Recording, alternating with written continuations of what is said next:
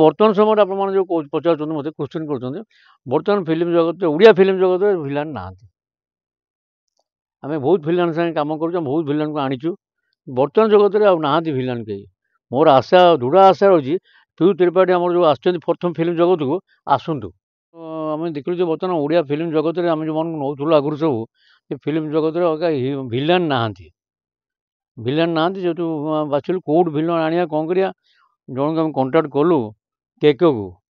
କେକେର ଯେଉଁ ପୋଲିସ ଦେଖିଲୁ, ଆମେ ପୁରୁଣା ଲୋକ ହିସାବରେ ସେ ପୋଲିସରେ ଆମେ ହସ୍ତକ୍ଷେପ କଲୁ। ପଇସା ତାପରେ ଆଡ଼ଭାନ୍ସ ଦିଆହେଲା, ତାକୁ ଫେରା ହେଲାନି, ନାଇଁ ଛାଡ଼ିଦିଅ, ତାକୁ ପଇସା ଅଣାଗଲାନି।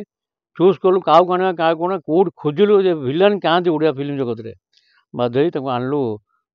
ଆମ ଡାଇରେକ୍ଟର ଚୁଜ୍ କଲେ, ସାର୍ କେମିତି କ'ଣ କରିବା। ଆମର ଯେଉଁ ପିୟୁଷକୁ ଆଣିଲେ, କିନ୍ତୁ ପିୟୁଷ ମାର୍କେଟରେ ଯାତ୍ରା ଗୋଟେ ବହୁତ ହିଟ୍ ଅଛି, ଆଣିବା କି? ଦେଖ ଆଣ, ନେଇ ଆସ, କିଛି ଅସୁବିଧା ନାହିଁ। ମୋ ନାଁ ହେଉଛି ବିଭୂତିଭୂଷଣ ଜେନା। ଶମ୍ଭୁ ଯେଉଁ ପିକ୍ଚର ହବାକୁ ଯାଉଛି ତାର ପ୍ରଡ୍ୟୁସର। ତ ମେନ୍ ଆର୍ଟିଷ୍ଟ ହେଉଛନ୍ତି ବର୍ତ୍ତମାନ ଏଠି ଡବିଂ ଚାଲିଛି ଆମର ପିୟୁଷର। ଯାତ୍ରା ଜଗତର ଯିଏ ହେଇକି ଆସିଛି ଭିଲାନ୍ ଉପରେ ସେ ଫେମସ୍ ଅଛି। ଆମେ ତ ଫାର୍ଷ୍ଟ ଟାଇମ୍ ଆଣିଛୁ ଆମ ଫିଲ୍ମ ଜଗତକୁ, ଆମେ ଫାର୍ଷ୍ଟ ଫିଲ୍ମ ଜଗତକୁ ଆଣିଛୁ। ବର୍ତ୍ତମାନ ଆମ ହିରୋ ହେଉଛି ଗୋଟେ ନୂତନ ହିରୋ, ଯିଏକି ଆଗରୁ 2-3ଟା ପିକ୍ଚର ସେ କରିଛି, କିନ୍ତୁ ସେମିତି ତାର କିଛି, କିନ୍ତୁ ତଥାପି ଆମେ ରିକ୍ସ ଭଳିଆ ଆଣିଛୁ ତାକୁ। ତା ନାଁ ଶୁଭମ। ଆଉ ହିରୋଇନ୍ ହେଉଛି ତମନ୍ନା। ଆଉ ହରି ବି ଅଛି, କମେଡ଼ି ହରି ଅଛି ତା ଦେହରେ। ପିୟୁଷକୁ କ'ଣ ପାଇଁ ନେଲେ ଆପଣ? ପିୟୁଷକୁ ନେଲି କ'ଣ ନା, ପିୟୁଷ ଆମେ ଦେଖିଲୁ ଯେ ବର୍ତ୍ତମାନ ଓଡ଼ିଆ ଫିଲ୍ମ ଜଗତରେ ଆମେ ଯେଉଁମାନଙ୍କୁ ନେଉଥିଲୁ ଆଗରୁ ସବୁ, ସେ ଫିଲ୍ମ ଜଗତରେ ଭିଲାନ୍ ନାହାନ୍ତି। ଭିଲାନ୍ ନାହାନ୍ତି ଯେହେତୁ ବାଛିଲୁ କେଉଁଠୁ ଭିଲାନ୍ ଆଣିବା, କ'ଣ କରିବା। ଜଣକୁ ଆମେ କଣ୍ଟାକ୍ଟ କଲୁ କେକେକୁ। କେକେର ଯେଉଁ ପୋଲିସ ଦେଖିଲୁ, ଆମେ ପୁରୁଣା ଲୋକ ହିସାବରେ ସେ ପୋଲିସରେ ଆମେ ହସ୍ତକ୍ଷେପ କଲୁ। ପଇସା ତାପରେ ଆଡ଼ଭାନ୍ସ ଦିଆହେଲା, ତାକୁ ଫେରା ହେଲାନି, ନାଇଁ ଛାଡ଼ିଦିଅ, ତାକୁ ପଇସା ଅଣାଗଲାନି। ଚୁଜ୍ କଲୁ କାହାକୁ ଆଣିବା, କାହାକୁ ଆଣିବା, କେଉଁଠି ଖୋଜିଲୁ ଯେ ଭିଲାନ୍ କାହାନ୍ତି ଓଡ଼ିଆ ଫିଲ୍ମ ଜଗତରେ। ବାଧ୍ୟ ହେଇ ତାକୁ ଆଣିଲୁ। ଆମ ଡାଇରେକ୍ଟର ଚୁଜ୍ କଲେ, ସାର୍ କେମିତି କ'ଣ କରିବା। ଆମର ଯେଉଁ ପିୟୁଷକୁ ଆଣିଲେ, କିନ୍ତୁ ପିୟୁଷ ମାର୍କେଟରେ ଯାତ୍ରା ଗୋଟେ ବହୁତ ହିଟ୍ ଅଛି, ଆଣିବା କି? ଦେଖ ଆଣ, ନେଇ ଆସ, କିଛି ଅସୁବିଧା ନାହିଁ। କେକେଙ୍କୁ ଆପଣ ପଇସା ଦେଇଥିଲେ? ପଇସା ଦିଆହେଇଛି, କଣ୍ଟ୍ରାକ୍ଟ ସାଇନ୍ କରାହେଇଛି, ସବୁ କରାହେଇଛି। ସିଏ ତାର ଟାଇମ୍ ବାଇ ଟାଇମ୍ ଆମକୁ କଲା। ଟାଇମ୍ ବାଇ ଟାଇମ୍ କଲା, ଆମେ ସେଥିରେ ଆଉ ମୁଣ୍ଡ, ଗୋଟେ ଦିନ ଭିତରେ ସବୁ ଫାଇନାଲ୍ ହେଇଗଲା ତାର। ମୁଁ କହିଲି ନା, ଆମ ପିୟୁଷକୁ ଅଣାଯାଉ। ପିୟୁଷ ଯାତ୍ରା ଜଗତରେ ମୁଁ ଦେଖିନି ଅବଶ୍ୟ, ମୁଁ ତାକୁ ଶୁଣିଲିନି। ପିୟୁଷ ଆମର ବହୁତ ଭଲ ଭିଲାନ୍ ଆମ ଓଡ଼ିଶା ଜଗତରେ, ଯାତ୍ରା ଜଗତରେ ଆସି ନାଁ କମେଇଲାଣି।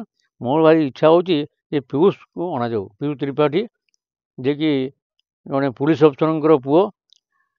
ମୋତେ ଭାରି ଚୁଜ୍ ଲାଗିଲା, ମୁଁ ନାଇଁ ତାଙ୍କୁ ଅଣାଯାଉ। ଯେତେବେଳେ କେକେଙ୍କୁ ଆପଣ ପଇସା ଦେଇଥିଲେ, ଆଉ ରିଟର୍ନ ଆଣିଲେନି ତାଙ୍କର ଆଡ଼ଭାନ୍ସ? ନାଇଁ, ତାକୁ ସେ ଅଲଗା ସମ୍ପର୍କ ଅଛି ବୋଲି ଆମେ ତାদের ମୁଣ୍ଡ ଖେଳାଇଲୁନି। ତ ଛାଡ଼, ଗଲାଣି। ସିଏ ଓଲଟା କଲା, ସାର୍ ମୁଁ ଆପଣଙ୍କୁ ଯଦି ପଠେଇବି, କ'ଣ ପଠାପଟ ନ ଥାଉ। ଗୋଟେ ତ ଆମର କଳାକାର, ଗୋଟେ ତ ଆର୍ଟିଷ୍ଟ।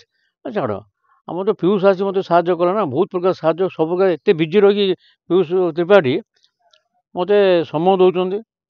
ଆଉ ତାଙ୍କର ମଝିରେ ଟିକେ କାହିଁ ଡିଷ୍ଟାନ୍ସ ହେଇଗଲା ନା, ଟିକେ ଅସୁବିଧା ହେଇଗଲା ଟିକେ ଯାତ୍ରା ଜଗତରେ, ସେଥିପାଇଁ ଟିକେ ଟାଇମ୍ ଏଫେସ୍ ହେଇଗଲା। ନର୍ମାଲ୍ କାମ କେବେଠୁ ସରନ୍ତାଣି, ସେ ସାଢ଼େ ଦିଅନ୍ତାଣି।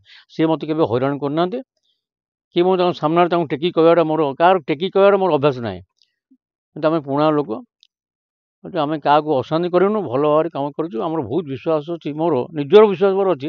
ମୋ ସବୁ ଯେଉଁଭଳିଆ ଚାଲିଛି, ସେ ନିଶ୍ଚିତ ଭଲ ହିଟ୍ କରିବ ବୋଲି। କେତେ ବର୍ଷ ହେଲାଣି ସେ ସମୟ ଦେଲେଣି ସୁଟିଂରେ?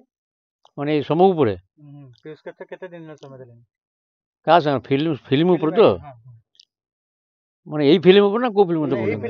ଏଇ ଫିଲ୍ମ ଉପରେ ମୁଁ ଆମର 23 ମସିହା ଡିସେମ୍ବର 25ରୁ ଆମେ ଆରମ୍ଭ କରୁଥିଲୁ। ମାନେ ସୁଟିଂ ଆରମ୍ଭ ହୋଇଥିଲା। ସୁଟିଂ ଯେଉଁଦିନ ପ୍ୟାକେଜ୍ ହେଲା, ପ୍ୟାକେଜ୍ ହେବାକୁ 3 ଦିନ ବାକି ରହିଛି, ମୋର ହାର୍ଟ ଆଟାକ୍ କଲା। ମୁଁ ହସ୍ପିଟାଲରେ ପଡ଼ିଲି, ଦୁନିଆ ବର୍ଷ, ଆମ ନିଜ ହସ୍ପିଟାଲରେ। ମୁଁ 3 ମାସ ଖଣ୍ଡ ବେଡ଼୍ରେ ପଡ଼ିଲା ପରେ ଆଉ ଗୋଟେ ହେଇଗଲା କ'ଣ, ଗୋଟେ ବ୍ଲଡ଼୍ ମୋତେ ଦିଆହେଲା। ଫାର୍ଷ୍ଟ ବ୍ଲଡ଼୍ଟା ଭଲ ହେଲା, ସେକେଣ୍ଡ ବ୍ଲଡ଼୍ଟା ମୋତେ ଏମିତି ଆକାରରେ କରିଦେଲା, ସବୁ ମିଡ଼ିଆରେ, ସବୁ ଚ୍ୟାନେଲ୍ରେ, ସବୁଆଡ଼େ, ସବୁ ପେପର୍ରେ ମୋର ନାଁରେ ବାହାରିଥିଲା, ଫଟୋ ସହିତ। ମୋର ହେଉଛି A ପଜିଟିଭ୍, ମୋତେ B ପଜିଟିଭ୍ ଦିଆହେଇଥିଲା। ବହୁତ ହେଇଗଲା, ବହୁତ ସିରିୟସ୍ ଅବସ୍ଥା ହେଇଥିଲି। ମୋର ଏ ଚେହେରା ନୁହେଁ, ଏହାର ଅଧା ଚେହେରା ବି ଚାଲିଯାଇଥିଲା ମୋର। ଏ ଚେହେରା ନୁହେଁ, ମୁଁ ରହିଗଲି, ମୋ ପିକ୍ଚରଟା ଅଟକିଲା ସେଇଠି। ସେତିକି ମୋର ଏଠି 1.5 ବର୍ଷ 2 ବର୍ଷ ହେଇଗଲା ପିକ୍ଚରଟା କମ୍ପ୍ଲିଟ୍ ହେବାକୁ, ନହେଲେ ମୋ ପିକ୍ଚର ହେଇକି ରିଲିଜ୍ ହେଇ ସେକେଣ୍ଡ ପିକ୍ଚର ମୁଁ କରିସାରନ୍ତୁଣି।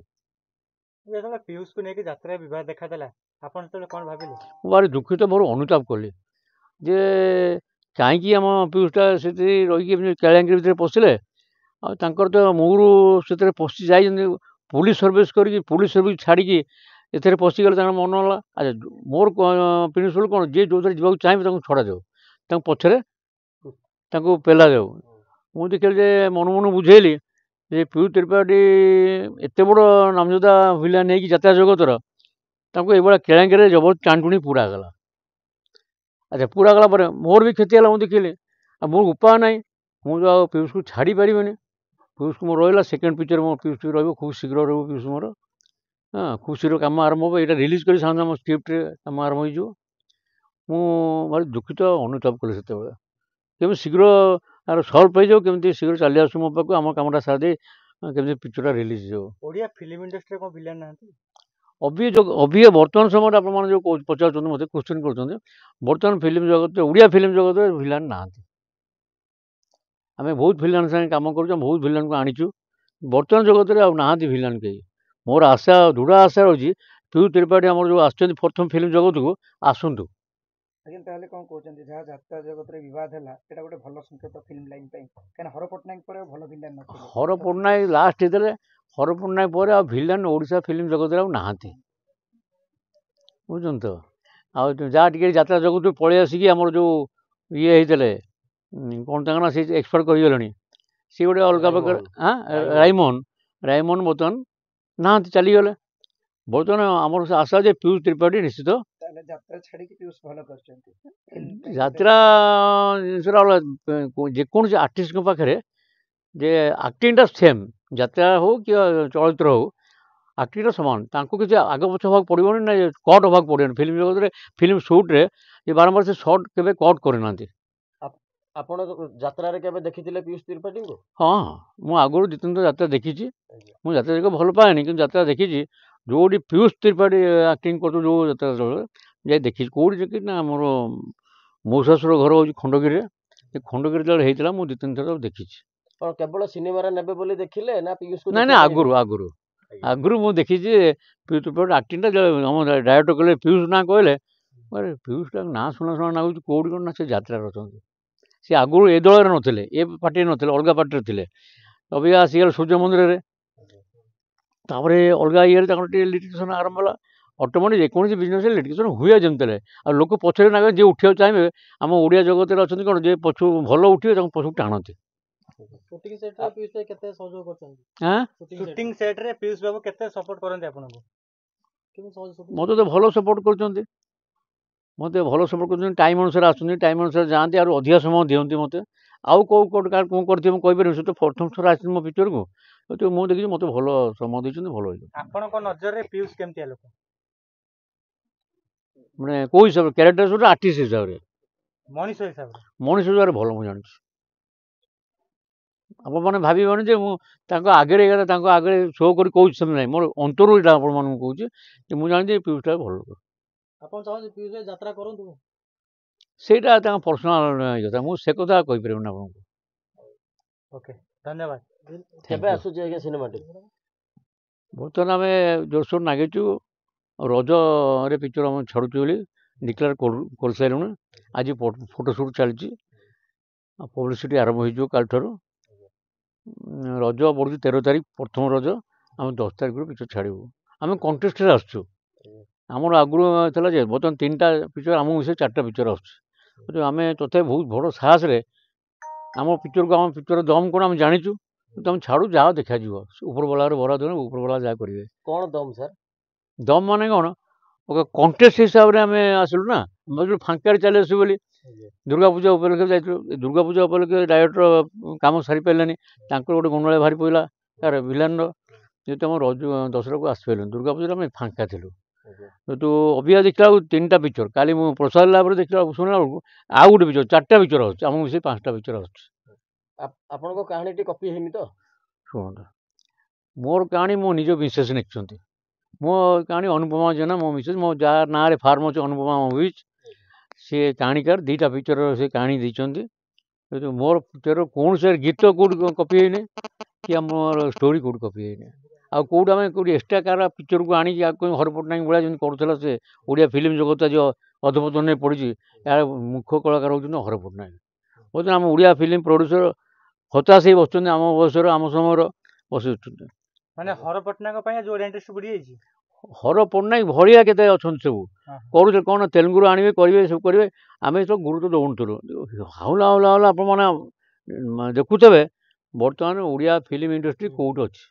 ଶମ୍ଭୁ ନାଁଟି କାହିଁକି ରଖିଲେ? ମୁଁ କହିଲି ପ୍ରଥମ ଏତେ ବର୍ଷ ପରେ 15 ବର୍ଷ ପରେ ମୁଁ ପୁଣି ଫିଲ୍ମ ଜଗତକୁ ଫେରିଛି, ଗୋଟେ ଠାକୁରଙ୍କ ନାଁ ଷ୍ଟୋରି କରାଯାଉ। ସେଇ କରେ ମୋର ଯେଉଁ ଷ୍ଟୋରି ଅଛି ସେ ଷ୍ଟୋରି କରାଯାଉ। ବିଶେଷ କହିଲେ କ'ଣ ନା ଶମ୍ଭୁ। ତାପରେ ମୁଁ ତ ପଢ଼ିଲି ଭଲ କି। ଆଗରୁ ଆପଣଙ୍କର କ'ଣ ସିନେମା କରିଥିଲେ ଆପଣ? ଆଗରୁ ମୁଁ ସେୟାରରେ କରିଥିଲି। ଆଗରୁ 1978ରେ ମୋର ଷ୍ଟୁଡେଣ୍ଟ ଲାଇଫ୍ରେ ରେଭେନ୍ସାର ଜେନେରାଲ ସେକ୍ରେଟାରୀ ଥିଲି। 78ରେ RN ସିଂହଦେଓ ଚିଫ୍ ମିନିଷ୍ଟର ଥିଲେ। ସେତିକିବେଳେ ଫାଷ୍ଟ ଆମେ କଲୁ ଆରତୀ। ସେତେବେଳେ ଆମେ କଲର, ତା ପୂର୍ବରୁ ବ୍ଲାକ୍ ଆଣ୍ଡ ପିକ୍ଚର ଓଡ଼ିଶା ସରକାର, ଓଡ଼ିଶା ଜନସାଧାରଣ ଦେଖୁଥିଲେ। ଫାଷ୍ଟ ହେଲା ନଗେନ ରାୟଙ୍କର ଗୋପାଳ ସତ, ସେକେଣ୍ଡରେ ହେଲା ପ୍ରଶାନ୍ତ ନନ୍ଦଙ୍କର ଶେଷ ଶ୍ରାବଣ, ଥାର୍ଡ଼ ଗୋଟେ ବର୍ଷ ଥାର୍ଡ଼ ହେଲା ଆମର ଆରତୀ। ଯେଉଁ ଆରତୀ ପିକ୍ଚରରେ ବର୍ତ୍ତମାନ ଗୀତ ମାର୍କେଟରେ ବର୍ତ୍ତମାନ ବି ଅଛି। 78 ପିକ୍ଚର ଗୀତ ବର୍ତ୍ତମାନ ମାର୍କେଟରେ ମା ତୁମେ ଜଗତର ସାହା ବର୍ତ୍ତମାନ ଚାଲିଛି। 84ରେ କାବେରୀ କଲୁ। 91ରେ ଆମେ ଦଣ୍ଡବାୟୁଧ କଲୁ। ତାପରେ ଯେଉଁ କେଳାଙ୍କିରି ଆମେ ଦେଖିଲୁ ଫିଲ୍ମ ଜଗତରେ ଯେଉଁ ଇଣ୍ଡଷ୍ଟ୍ରି ଆମେ ଚାଲିଲା, ସେତେବେଳେ ସିଣ୍ଡିକେଟ୍ ନଥିଲା, ଆମ ୟୁନିୟନ ପ୍ରଡ୍ୟୁସର ୟୁନିୟନ ନଥିଲା, ଇମ୍ଫା ଥିଲା। ତାର ହେଡ଼ ଥିଲା ଆମର କାଲକାଟାରେ। ପ୍ରତ୍ୟେକ ଷ୍ଟେଟ୍ରେ ଗୋଟେ ଗୋଟେ ବ୍ରାଞ୍ଚ ଥିଲା। ଆମ କଟକ ଓଡ଼ିଶା ପାଇଁ ବାରବାଟୀ ଷ୍ଟାଡ଼ିୟମରେ ତା ବ୍ରାଞ୍ଚ ଥିଲା। ସିଏ ପରିଚାଳନା କରୁଥିଲା ଓଡ଼ିଆ ଫିଲ୍ମ ଇଣ୍ଡଷ୍ଟ୍ରି। ସେ ଯେଉଁଦିନ ଭାଙ୍ଗିଗଲା ଆମ ଇଣ୍ଡଷ୍ଟ୍ରି ସେମିତି ଆସ୍ତେ ଆସ୍ତେ ଆସ୍ତେ ଆସ୍ତେ ଆଉ ଅନ୍ୟମାନେ ବାହାରିଗଲେ। କେତେ ପ୍ରଡ୍ୟୁସର, କେତେ ଡାଇରେକ୍ଟର, କେତେ କ'ଣ ବାହାରିଲେ ଯେ ତାର କିଛି ଗଣି ହେଲାନି ଆମର। କିନ୍ତୁ ଆମେ ବର୍ତ୍ତମାନ କେତେଟା ପ୍ରଡ୍ୟୁସର ଉଠିକି ଚେଷ୍ଟା କରୁଛୁ, ଭଗବାନଙ୍କ ଯଦି ଆଶୀର୍ବାଦ ଥିବ ନିଶ୍ଚୟ ଫିଲ୍ମ ଜଗତ ପୁଣି ଫେରି ଆସିବ। ଆପଣମାନେ ଦେଖିବେ ଯଦି ଆମେ ସିଏ ଚାହିଁବେ, ଉପରବାଲା ଚାହିଁବେ, ଆମେ ଆମର କର୍ତ୍ତବ୍ୟତା କରିବୁ। ମୁଁ ଭାବୁଛି ମୋ ପିକ୍ଚର ଯେଉଁ ଅନୁସାରେ ଆଣୁଛି ପୁରୁଣା ଢାଞ୍ଚାରେ ଓଡ଼ିଆ ଉପରେ, ଓଡ଼ିଶା ଉପରେ, ଆଉ ଜନସାଧାରଣ ଶିଖିଲା ଭଳିଆ, ମା ଭଉଣୀ ବସି ଏକା ସାଙ୍ଗେ ଫିଲ୍ମ ଦେଖିଲା ଭଳିଆ, ମା ଭାଇ ଭଉଣୀ ବାପ ଏକା ସାଙ୍ଗେ ଫିଲ୍ମ ଦେଖିଲା ଭଳିଆ ସେଇଭଳିଆ ପିକ୍ଚରଟି ମୁଁ ଚେଷ୍ଟା କରୁଥିଲି, ଆଣିଛି। ସାର୍ ଗୀତ କେତୋଟି ଅଛି? ଗୀତ 5ଟି ଅଛି। କିଏ ମ୍ୟୁଜିକ୍ ଦେଇଛନ୍ତି? ଦୀପକ କୁମାର। ଲେଖା ଲେଖା 5ଟା ଗୀତ 5ଟା। ମୋର ଯେଉଁ ସବୁ ସିଙ୍ଗର ଥିଲେ ଲିଷ୍ଟେଡ଼ ମାନେ, ସେମାନେ ନାହାନ୍ତି। ନୂଆ ଦୀପକ କୁମାର ଆଣିଛନ୍ତି। ନୂଆ ମାନେ ସେ ଆଗରୁ ବହୁତ ପିକ୍ଚର ଦେଇଛନ୍ତି, ଏ ପିକ୍ଚର ବି ଦେଇଛନ୍ତି। ଟାଇଟଲ ସଙ୍ଗ କ'ଣ ଅଛି? ତେଣୁ ଶମ୍ଭୁ, ଶମ୍ଭୁ ନାଁରେ ଟାଇଟଲ ଅଛି। ଶମ୍ଭୁ, ଆମ ଶମ୍ଭୁ, ଏ ଶମ୍ଭୁ, ଆମ ଗାଁର ଶମ୍ଭୁ। ସିଙ୍ଗର କାହାକୁ ନେଇଛନ୍ତି? ସିଙ୍ଗର ସବୁ ଆମେ ଭଲ ସିଙ୍ଗର ଓଡ଼ିଶା ମାର୍କେଟରେ ଯେଉଁମାନେ ଚାଲିଛନ୍ତି ଫିଲ୍ମ ଜଗତରେ ଆଉ ଅନ୍ୟାନ୍ୟ ଇଏରେ, ତାଙ୍କୁ ଆମେ ନେଇଛୁ। ନାଁରେ ହଠାତ୍ ମୁଁ ଆପଣଙ୍କୁ କହିପାରୁନି, ମନେ ରହୁନି, କିନ୍ତୁ ଏବେ ଯେଉଁ ଚାଲିଛି ମାର୍କେଟରେ ସେମାନଙ୍କୁ ନେଇଛୁ। ରଜରେ ବି ଆଉ କିଛି ନୂଆ ଫିଲ୍ମ ଆସୁଛି? ରଜକୁ ଆହୁରି ଗୋଟେ ବାବୁର ଆଉଛି। କେମିତି କ'ଣ ଟକ୍କର ଦେବ ଆପଣ ଫିଲ୍ମ? ଦେଖାଯାଉ ସେଗୁଡ଼ା କଥା କହୁଛନ୍ତି ଆପଣ। ମୁଁ ଆପଣ ପ୍ରଥମେ କହିଲି ଯେ ଏଇଟା ହେଉଛି ଭଗବାନଙ୍କ ଉପରେ ନିର୍ଭର କରେ। ଫିଲ୍ମଟି ଯେହେତୁ ଆପଣ ପିୟୁଷକୁ ନେଇଛନ୍ତି, ଭାବୁଛନ୍ତି ରେକର୍ଡ କରିବେ ଆପଣ ଫିଲ୍ମଟି ରଜରେ? ଫଟୋ ତ ମୁଁ କରିବାକୁ ଯାଉଛି, ମାନେ ନେକ୍ସଟ ଫିଚର ଏଇଟା ରିଲିଜ୍ କଲା ମାନେ ସାଙ୍ଗେ ସାଙ୍ଗେ ମାର୍କେଟକୁ ଆଣିବି। ସେକେଣ୍ଡ ସାଙ୍ଗେ ସାଙ୍ଗେ ସ୍କ୍ରିପ୍ଟ ମୁଁ ଆରମ୍ଭ କରିଦେବି। କିନ୍ତୁ କ'ଣଟା ହେବ ସେତେବେଳେ ଜଣାପଡ଼ୁନି। କିନ୍ତୁ ଭିଲାନ ହିସାବରେ ଆଉ ଭିଲାନ କେହି ନାହାନ୍ତି। ବାଧ୍ୟ ମୁଁ ଯେମିତି ହେଲେ ଭଲ ପିଲାଟା, ଇଏ ଭଲ କାମ କରିଛି, ମୋ ପିକ୍ଚରରେ ଭଲ କାମ ହେଇଛି, ମୁଁ ଦେଖି ସାରିଲିଣି ତାର ଆକ୍ଟିଂ ଆମ ଫିଲ୍ମରେ, ତାକୁ ମୁଁ ଆଣିବାକୁ ନିଶ୍ଚିତ ଆଣିବି। ତା ଉପରେ ଡିପେଣ୍ଡ କରେ ସେ ସମୟ ଦେଇପାରିବ ନ ଦେଇପାରିବ। କୋଉ କୋଉ ଲୋକେସନରେ ସୁଟିଂ ହେଇଥିଲା ଆଜ୍ଞା ସିନେମାଟି? ଫାଷ୍ଟ ମୁଁ କଟକ ଲୋକେସନ 3-4ଟା ଲୋକେସନ କରିଥିଲି। ଆରମ୍ଭ ହେଇଥିଲା ଆମର କଟକ ମ୍ୟୁନିସିପାଲ କର୍ପୋରେସନ ଏରିଆ ଭିତରେ। ତାପରେ ହେଲା କଟକ ବିଡ଼ାନାସୀ ଭୁଆଶୁଣୀ ଭିତରେ। ତାପରେ କାଜୀପାଟଣା ଗୋଟେ ଲୋକେସନ ନେଇଥିଲୁ। ବାଲିଗୁଡ଼ା ଲୋକେସନ ଗୋଟେ ନେଇଥିଲୁ। ଓଡ଼ିଶା ବାହାରେ କିଛି ହେଇଛି କି? ଓଡ଼ିଶା ବାହାରେ ଯିବାର ଥିଲା, ମୋର ଯେଉଁ ଦେହର ପରିସ୍ଥିତି ନେଇକି ଆମ ଯିବାର ଥିଲା। ଏବେ ଆମର ପ୍ରମୋଦ ବାବୁ ଯେଉଁ ପିକ୍ଚର ଗୀତ କରୁଛନ୍ତି ବାହାରେ, ଆମର ସେଠି ଯିବାର ଥିଲା, ଗ୍ୟାଙ୍ଗଟକ୍ ଯିବାର ଥିଲା। ମୋର ଯେଉଁ ଅବସ୍ଥା ହେଇଗଲା ସେତେବେଳେ ସମସ୍ତେ ଭୁଲିଗଲେ, ବାହାରକୁ ଯାଇ ଆମ 2ଟା ଗୀତ ସେଠି ହେଇଥାନ୍ତା ବାହାରେ। ଗଲୁଣି ସୁଟିଂକୁ ବାହାରେ, ଆମ ଓଡ଼ିଶା ବାହାରକୁ ସୁଟିଂ କରିନୁ, ଓଡ଼ିଶା ଭିତରେ ହେଇଛି। ବେଶୀ ଆମର 50% ଖାଲି କଟକ ଭୁବନେଶ୍ୱରରେ ହେଇଛି। ଆଉ 50% ପାଖାପାଖି କଟକ ଭୁବନେଶ୍ୱର ପୁରୀ ମ୍ୟାକ୍ସିମମ୍ 100-150 କିଲୋମିଟରରେ ଆମେ ଯାହା ଲୋକେସନ ଭିତରେ କରୁଛୁ। କ'ଣ କହିବେ ଦର୍ଶକଙ୍କୁ? ଦର୍ଶକ ବନ୍ଧୁଙ୍କୁ କହିବା କାରଣ କ'ଣ, ଦର୍ଶକ ଦେଖନ୍ତୁ ମୁଁ ତ ଦର୍ଶକ ବନ୍ଧୁ କିଛି ଜବରଦସ୍ତି କହିପାରିବିନି, ଆପଣମାନେ ଜବରଦସ୍ତି ଆସନ୍ତୁ ଯାଆନ୍ତୁ ଦେଖନ୍ତୁ, ମୁଁ ତ ସେଇଟା କହିପାରିବି ନାହିଁ। ଯେହେତୁ ପବ୍ଲିସିଟି ଅନୁସାରେ ସେମାନେ ତାଙ୍କ ସକାଶେ, ତାଙ୍କ ମନୋରଞ୍ଜନ ସକାଶେ ଆମେ ପିକ୍ଚରଟି କରୁଛୁ, ତାଙ୍କ ଟାଇମ୍ ପାସ୍ କରିବା ପାଇଁ ଆମେ ପିକ୍ଚରଟି କରୁଛୁ। ତାହା ନୁହେଁ ଯେ ଆମେ ବିଜନେସ୍ କରିବା ପାଇଁ ଉଦ୍ଦେଶ୍ୟରେ ଆମେ କରୁନୁ। ଏବେ ଯେଉଁ ପ୍ରଡ୍ୟୁସରମାନେ ବାହାରିଛନ୍ତି ବିଜନେସ୍ କରୁଛନ୍ତି, କିନ୍ତୁ ଜାଗାରେ ପ୍ରଡ୍ୟୁସରମାନେ ସକ୍ସେସଫୁଲ୍ ହେଉଛନ୍ତି, ହେଉନାହାନ୍ତି, ସେ ତା ଉପରବାଲାର ବରାଦ ନେଇକି। ମୁଁ ଏତିକି ଦର୍ଶକମାନଙ୍କୁ ଅନୁରୋଧ କରୁଛି ଯେ ଥରେ ମାତ୍ର ଆପଣ ଯାଆନ୍ତୁ, ଦେଖନ୍ତୁ ପିକ୍ଚରଟା କେମିତି ହେଇଛି। ଆପଣଙ୍କୁ ଭଲ ଲାଗିଲେ ଆପଣମାନେ ଯେ ପ୍ରଚାର କରିବାକୁ ଆପଣଙ୍କ ଅନୁରୋଧ, ଅନ୍ୟମାନଙ୍କୁ କୁହନ୍ତୁ ଯେ ପିକ୍ଚରଟା କେଉଁଭଳିଆ ହେଇଛି, ଓଡ଼ିଶା ଉପରେ, ଓଡ଼ିଆଙ୍କ ଉପରେ, ମା ଭଉଣୀଙ୍କ ଉପରେ, ମହିଳାମାନଙ୍କ ଉପରେ କ'ଣ ହେଇଛି କି ନ ହେଇଛି। ଆପଣ ଦୟାକରି ଆପଣ ସେମାନେ ପିକ୍ଚରକୁ ଯାଆନ୍ତୁ, ପିକ୍ଚର ଥରେ ମାତ୍ର ଦେଖିକି ଆସନ୍ତୁ, ପିକ୍ଚର କେଉଁ ଭଳିଆ ଲାଗୁଛି। ଏତିକି ମୋର ଅନୁରୋଧ ଆପଣମାନଙ୍କୁ। ଧନ୍ୟବାଦ।